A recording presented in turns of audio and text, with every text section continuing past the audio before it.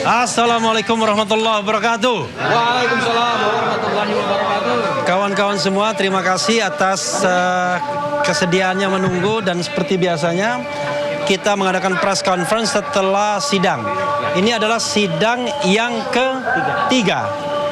Senin nanti sidang keempat, kemudian kesimpulan hari Selasa, dan kemudian insya Allah nanti Kamis itu akan ada putusan. Mudah-mudahan putusan ini mencerahkan, karena kita tadi menganggap, ya saya pribadi dan juga mungkin teman-teman menganggap dua hal. Termohon itu masih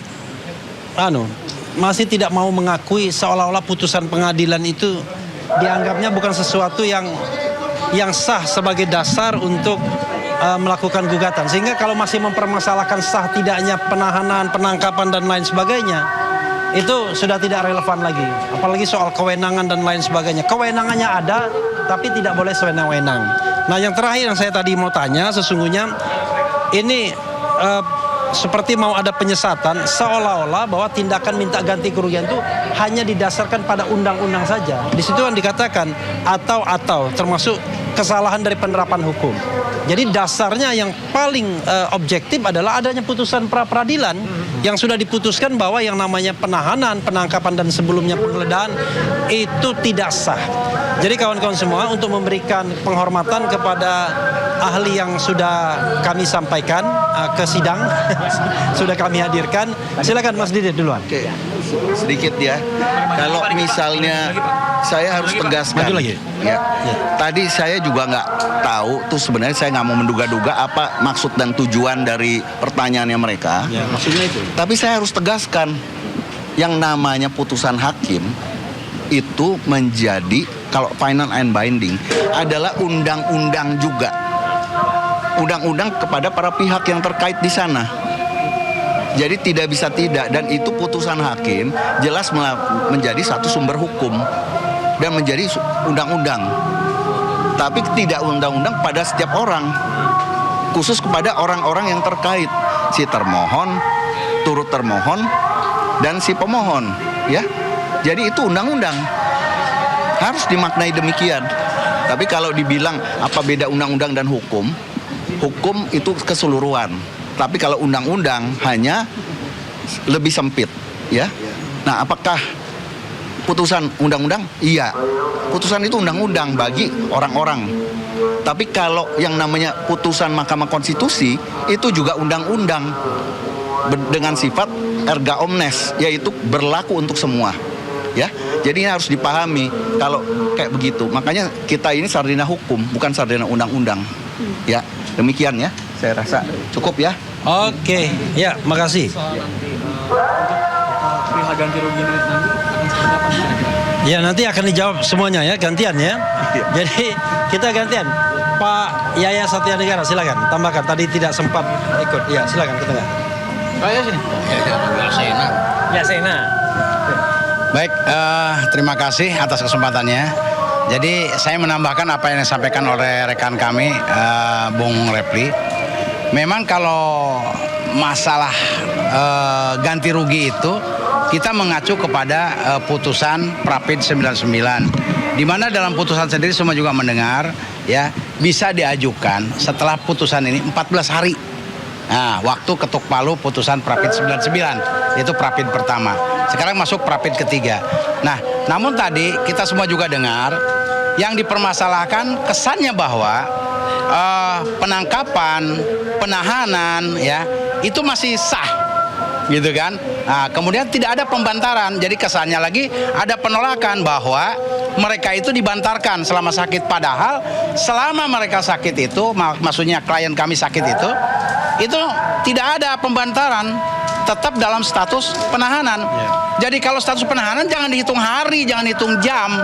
Hitungnya ya selama itu ya ditahan sesuai dengan surat perintah penahanan.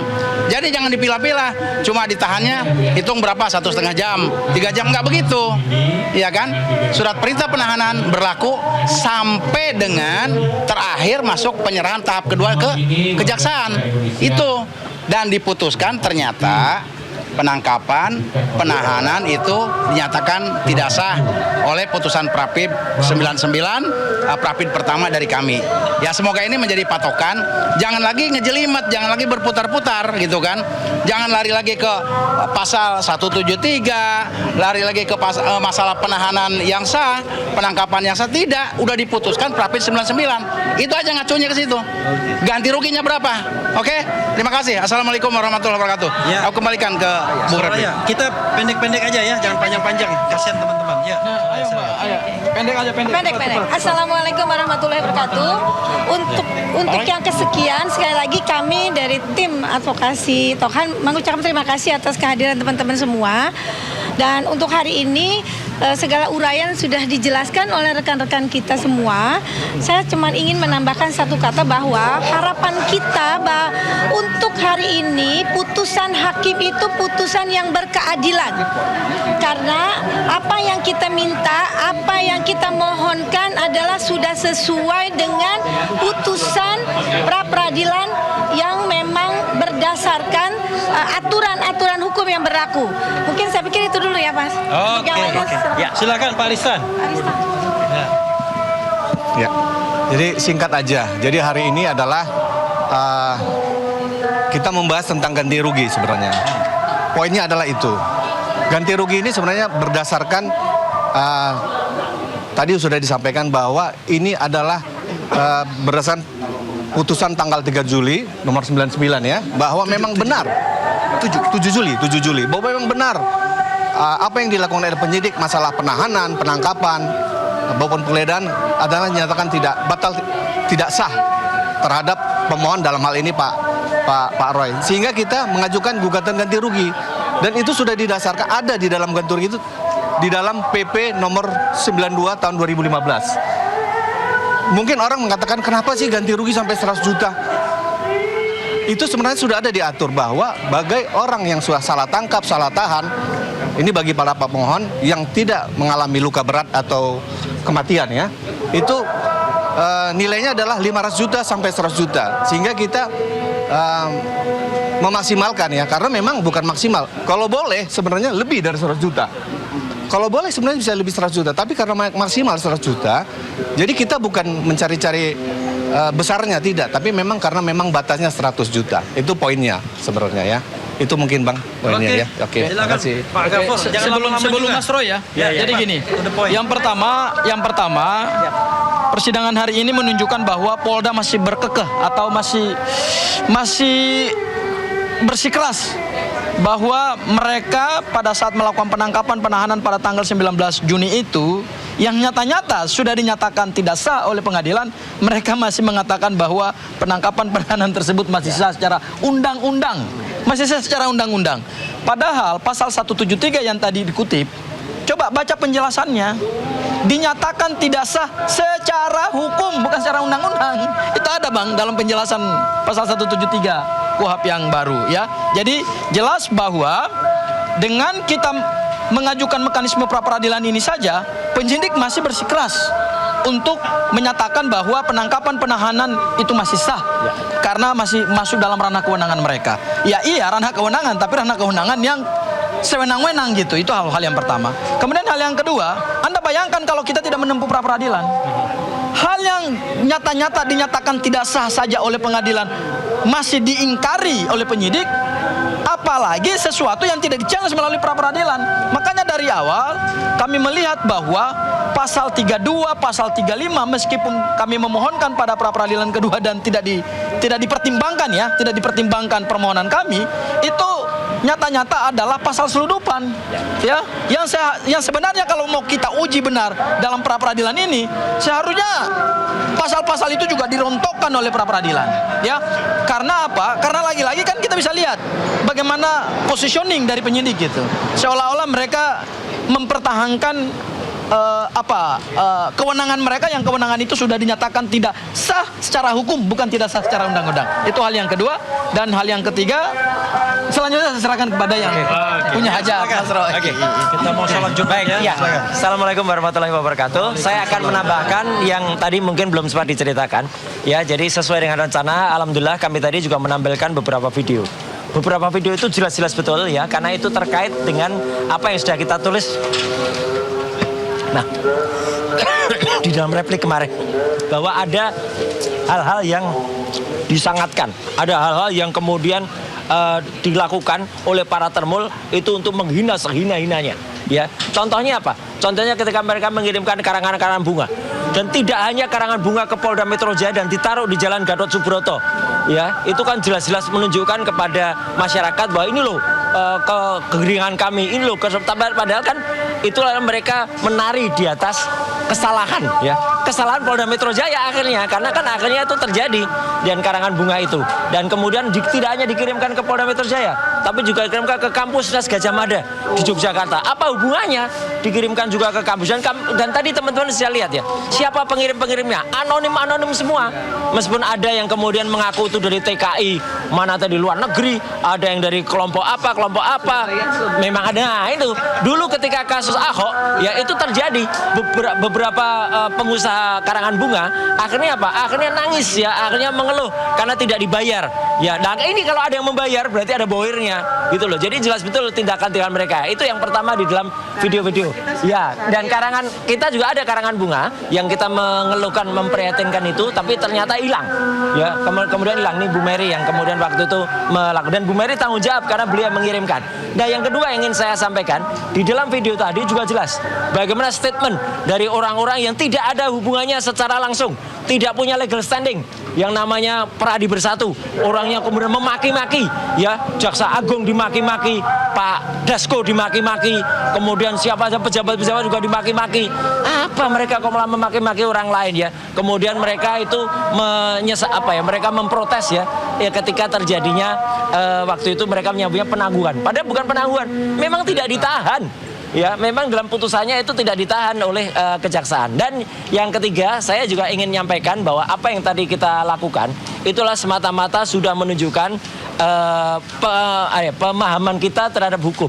Pemahaman kita terhadap hukum di mana itu ada putusannya yang pada pra-peradilan yang pertama itu sudah jelas-jelas mereka melakukan penahanan, penangkapan dan penggeledahan tidak syah. Dan saya nggak perlu ngulangi, tadi Pak Refli, Pak Gafur dan teman-teman yang lain sudah menyatakan bahwa ternyata Polda masih berusaha mengingkari. Masih berusaha mengingkari dengan kata-kata di dalamnya yang itu kemudian masih harus dipertimbangkan, masih harus begini. Padahal itu jelas-jelas putusan dari pra-peradilan. Putusannya sudah mengikat, putusannya sudah inkrah. Ya, apa yang bisa kita katakan kepada mereka? Kalau mereka nggak bisa baca putusan, malu bro kalau mereka itu nggak bisa baca putusannya. Itu sudah jelas inkrah gitu. Dia malu. udah wanti-wanti mau lihat kaos deh. Iya, malu itu ya, gitu. Dan yang terakhir yang saya sampaikan, kami juga memberikan dukungan ya kepada sahabat saya Dr. Tifausiati Asuma yang insya Allah ada tanggalnya, tapi belum tentu nanti apa itu yang terjadi pada hari Kamis tanggal 6 Agustus itu. Ya, apakah benar itu akan sidang ataukah nanti ada perdebatan seru dan lain sebagainya. Dan juga saya juga menyampaikan secara pribadi dan juga secara teman-teman, kami kemarin juga membersamai pemeriksaan undangan klarifikasi dari Pak Ugroseno di Mabes ya. Saya juga langsung datang kemarin juga di lantai 8 ada Bu Mary juga di sana dan beberapa teman ya. Lantai 6 maaf, dan kita juga lakukan bersama. Dan yang terakhir kepada sahabat kita juga ya yang lagi mengalami kriminalisasi Babeh Aldo yang ada di Kalimantan Selatan. Ya. Oh ya. Satu lagi yang kita dengar, kita belum tahu nanti apa jadinya. Mbak Wuri juga akan diundang dipanggil tanggal 6 ya. Itu tanggal 6 di Polda Metro Jaya. Oke, saya kira itu yang kita lakukan. Jadi tetap semangat semuanya. Terima kasih kepada teman-teman media yang sudah bersamai. Waktunya mepet, jadi kami mau pamit untuk kemudian melaksanakan ibadah. Terima kasih. Wassalamualaikum warahmatullahi wabarakatuh. Malu bro. Cukup ya? Ya. Nggak ada pertanyaan? Ya. Oke, thank you very much. Makasih banyak ya Mas. Selamat siang pemirsa, Sindosiang kembali hadir menemani aktivitas Anda bersama saya Ari Lasi, dan inilah Sindosiang selengkapnya. Pemirsa, kita awali Sindosiang pada hari ini. Puluhan rumah warga terbakar di pemukiman padat penduduk di Makassar, Sulawesi Selatan. Puluhan unit mobil pemadam kebakaran dikerahkan ke lokasi untuk memadamkan api. Mako berhenti, Mbak.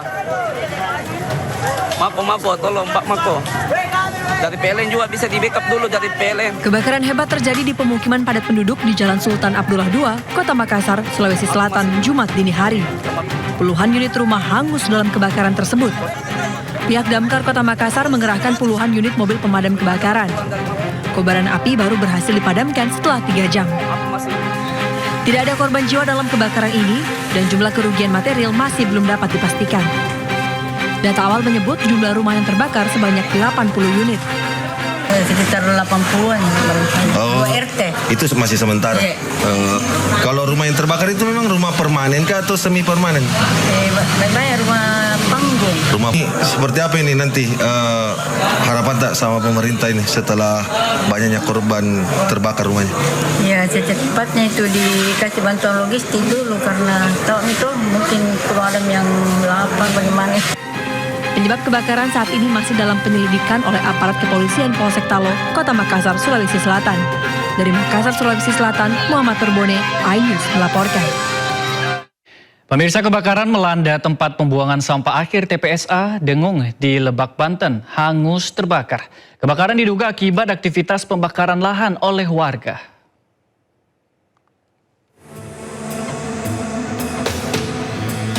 Kepulan asap membumbung dari kebakaran 3.000 meter persegi tempat pembuangan sampah TPSA Dengung, Desa Sindang Mulia, Kecamatan Maja, Kabupaten Lebak, Banten. Petugas damkar bergerak cepat memadamkan sejumlah titik api agar tidak meluas ke seluruh area TPSA. Dugaan sementara, kebakaran dipicu aktivitas pembakaran lahan oleh warga yang kemudian merambat ke area TPSA. Dengan tahu PT Pak Joni, titik awal api itu timbulkan dari luar TPA. Ada warga yang membersihkan, kemudian dibakar, dan karena angin angin kencang, akhirnya merembet ke TPA. Api pun berhasil dikendalikan.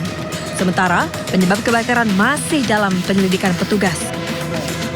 Dari Lebak, Banten, Febi Febrianto, iNews melaporkan. Sementara itu pemirsa, sebuah kapal motor pengangkut logistik tujuan Kalimantan tenggelam dihantam ombak di perairan utara Bangkalan, Jawa Timur. Meski sempat terombang-ambing di tengah laut, 8 kru kapal berhasil dievakuasi.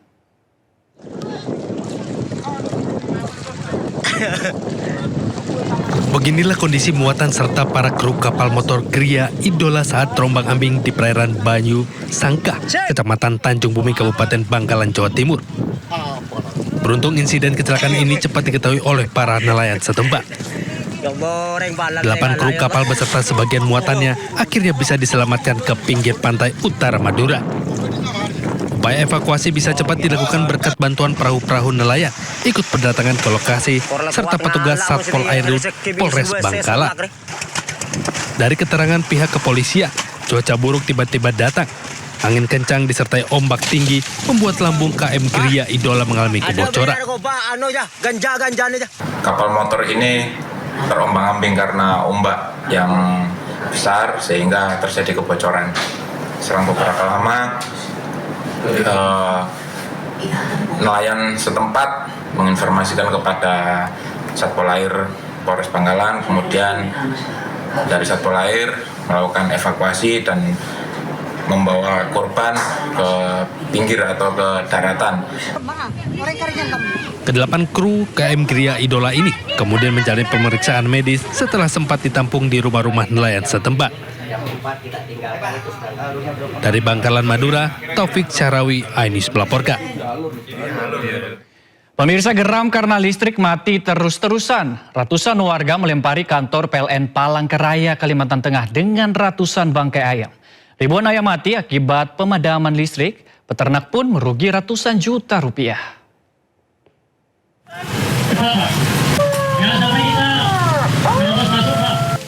Kesal karena pemadaman listrik yang sering terjadi, massa terdiri dari warga dan komunitas peternak melemparkan ratusan bangkai ayam ke halaman kantor PLN Palangkaraya pada Rabu siang. Massa menyebut ribuan ayam mati akibat seringnya pemadaman listrik di wilayah Palangkaraya tanpa pemberitahuan atau tanpa jadwal pasti. Akibatnya ternak ayam yang menggunakan sistem kandang modern dan mengandalkan listrik kehabisan oksigen dan mati massal. Satu peternak rata-rata kehilangan 1.500 ayam dan merugi hingga ratusan juta rupiah. Selain melempari kantor dengan bangkai ayam, massa juga memasang spanduk penyegalan dan menuntut pemadaman listrik dihentikan. Perwakilan PLN Palangkaraya yang menemui massa menjelaskan pemadaman listrik terjadi akibat masalah pada pembangkit listrik. Namun diharapkan pasokan listrik akan pulih pada 5 Agustus 2026. Dari Palangkaraya, Kalimantan Tengah, Ade Sata, iNews melaporkan. Kurang dari 6 jam, polisi berhasil menangkap pelaku pembunuhan wanita yang jasadnya ditemukan dalam kamar kontrakan. Korban dibunuh kekasihnya lantaran terlibat cinta segitiga.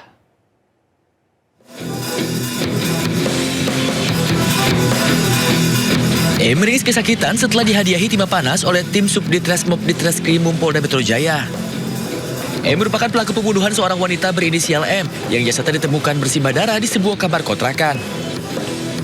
Pelaku ditangkap di wilayah Cilandak, Jakarta Selatan kurang dari 6 jam setelah jasad korban ditemukan di kamarnya.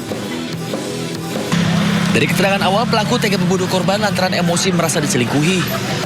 Pelaku juga mengaku membunuh korban dengan cara memukul kepala korban menggunakan palu. Melakukan penangkapan, di mana pas lagi penangkapan pelaku sempat melawan dan mencoba kabur. Akhirnya kami melakukan tindakan tegas dan terukur. Pembunuhan sendiri yaitu pada saat korban mendatangi kontrakan pelaku, korban mendapati adanya WA dari wanita lain di HP pelaku. Lalu terjadi cekcok antara kedua belah pihak. Setelah itu pelaku mengambil palu lalu memukul korban di bagian kepala sebanyak 4 kali hingga korban tewas di tempat. Setelah itu pelaku langsung melarikan diri ke rumahnya yang berada di Cilandak. Sebelumnya seorang wanita berusia 52 tahun ditemukan tewas di dalam kamar kontrakan. Jasad korban ditemukan setelah warga mencurigai adanya darah yang menetes dari atas plafon hingga ke lantai kamar di bawahnya. Setelah melakukan penyelidikan, polisi bergerak cepat dan berhasil menangkap pelaku kurang dari 6 jam. Dari Jakarta, Miftahul Gani, iNews melaporkan. Kita beralih ke informasi selanjutnya, pemirsa. Kasus tewasnya Satpam dengan tangan terbogol di Waduk Jatiluhur, Purwakarta, Jawa Barat hingga kini masih belum terungkap. Istri korban berharap polisi segera menangkap para pelaku.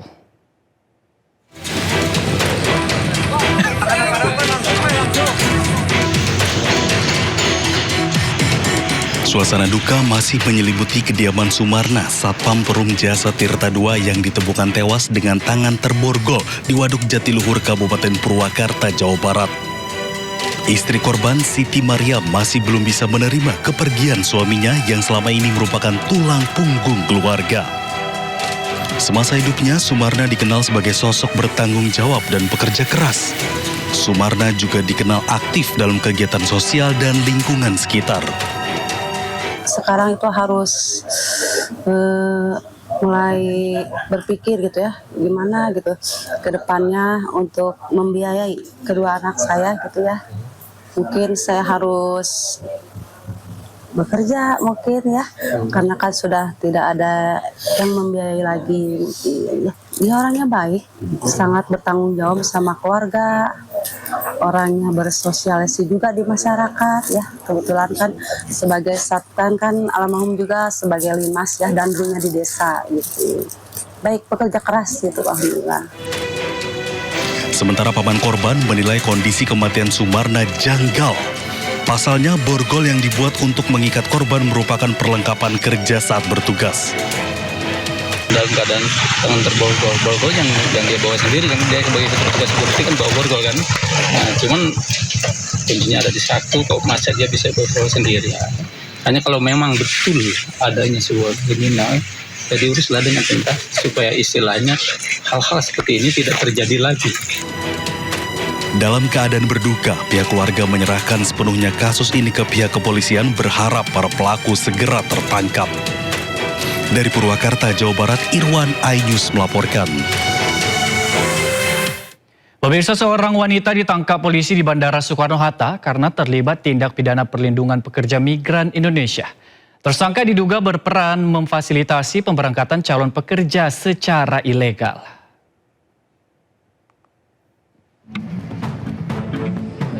Seorang wanita yang masuk dalam daftar pencarian orang Polresta Bandara Soekarno-Hatta diamankan setelah tiba dari Kamboja melalui Bandara Internasional Soekarno-Hatta. Penangkapan dilakukan setelah Polresta Bandara Soekarno-Hatta menerima penyerahan DPO dari Divisi Hubungan Internasional Polri yang bekerja sama dengan petugas imigrasi Bandara Soekarno-Hatta. Pada Januari 2026 dikembangkan kasus ini hingga penyidik menerbitkan daftar pencarian orang.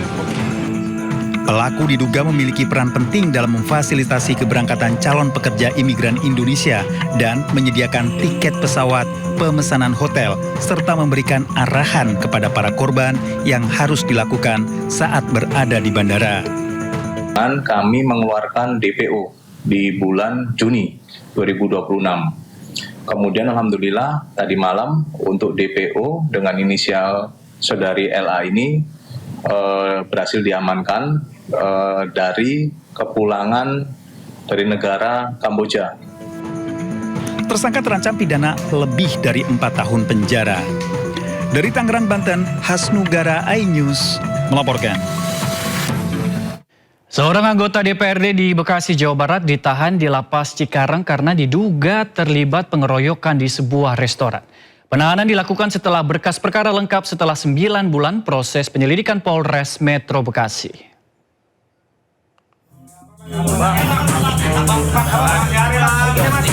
Anggota DPRD Kabupaten Bekasi, Nyumarno, bersama 2 tersangka lain resmi ditahan di Lapas Cikarang, Kabupaten Bekasi. Ketiganya dibawa menggunakan mobil tahanan usai proses pelimpahan tahap 2 dari penyidik kepolisian dan kejaksaan dan berkas perkara dinyatakan lengkap.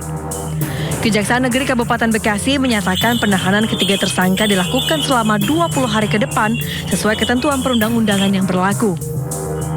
Upaya penahanan tersebut didasarkan pada terpenuhinya minimal 2 alat bukti bahwa ketiga tersangka diduga melakukan tindak pidana yang dipersangkakan oleh penyidik dan telah melewati sejumlah pertimbangan matang sesuai dengan ketentuan peraturan perundang-undangan yang berlaku. Sebelum penahanan dilakukan, keluarga korban bersama sejumlah warga Minahasa mendatangi kantor kejaksaan dengan pakaian adat. Keluarga korban menyayangkan proses hukum memakan waktu hampir 9 bulan sejak laporan dibuat. Bagian dari kami semua bersaudara, kami keluarga, ya keluarga kami, coba keluarga kalian digituin, apakah tidak mungkin akan lebih 10 kali seperti ini? Karena kami menghormati proses hukum, kami tidak mengambil yang namanya hukum adat. Kepada yang terhormat Bapak Prabowo Subianto, saya minta tolong anggota DPRD Bekasi, nama Pak Nyumarno, saya dikerokir oleh dia. Sebelumnya, kasus penganiayaan ini terjadi di sebuah restoran di Desa Cibatu pada Oktober 2025. Korban FN mengalami luka di wajah, mata, kepala, dan lengan. Kasus ini sempat jadi sorotan setelah pengakuan korban di media sosial menjadi viral. Dari Kabupaten Bekasi, Jawa Barat, Didit Junaidi dan Agus Rohim, iNews melaporkan. Ya pemirsa, berniat foto berlatar rekan sesama wisudawan, seorang mahasiswi malah viral terjungkal dari panggung. Satu ruangan pun panik termasuk panitia wisuda. Momen wisuda di Aula Universitas Islam Negeri Sunan Ampel, Unisa, Surabaya mendadak viral. Kejadian berawal saat seorang mahasiswi meminta bantuan rektor memfoto dirinya di atas panggung berlatar belakang rekan sesama wisudawan lainnya. Nah, saat mundur untuk berpose, ia kehilangan keseimbangan hingga terjatuh dari panggung. Sontak prosesi wisuda ke-115 Unisa Surabaya heboh. Panitia di lokasi memberikan pertolongan kepada mahasiswi untuk segera bangkit. Momen ini pun viral karena terekam dalam siaran langsung. Usai kejadian, bagian akademik Unisa Surabaya menghimbau dan memperingati kepada wisudawan tidak berfoto di atas panggung. Imbauan ini lantaran panitia sudah menyediakan foto dari berbagai sudut, mulai dari bersalaman dengan rektor, pemindahan rumbai wisuda, hingga penerimaan ijazah. Dari Surabaya, Jawa Timur, Rahmat Ilyasan, iNews melaporkan.